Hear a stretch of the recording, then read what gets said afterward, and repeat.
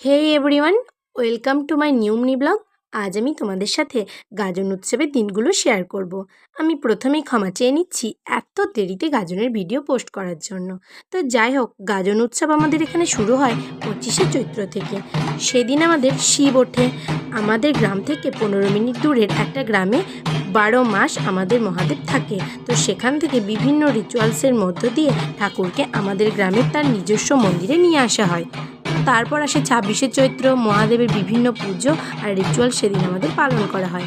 এরপর আসে 27শে চৈত্র, আমাদের সব থেকে আনন্দের দিন। সেদিন আমরা সকাল সকাল স্নান সেরে নতুন জামা পরে মন্দিরে যাই, পুজো হয়। তারপর শুরু হয়ে যায় রাক্ষস নাচ। সারাদিন খাওয়া দাওয়া আর রাক্ষস নাচ চলতে থাকে। এছাড়াও চলতে থাকে ভক্তদের 7 গাজন ঘোরা, বিভিন্ন রিচুয়ালস।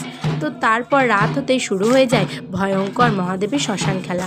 তো যাই হোক, তারপর আছে 28শে চৈত্র, জল সন্ন্যাসের দিন। সেদিন আবির খেলা নাচের মাধ্যমে ঠাকুর চলে যায় গঙ্গা স্নান করতে। 29শে চৈত্র দিনের বেলা আমাদের মন্দিরে হয় বানেশ্বরে পুজো। তারপর রাত্রেবেলা হয় নীল পুজো।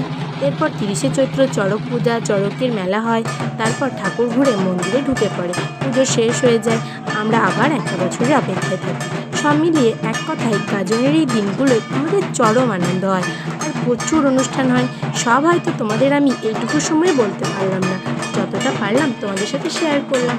আর পরের বছর হয়তো প্রত্যেকটা ভিডিও আলাদা আলাদা করে দেওয়ার চেষ্টা করবো। টাটা।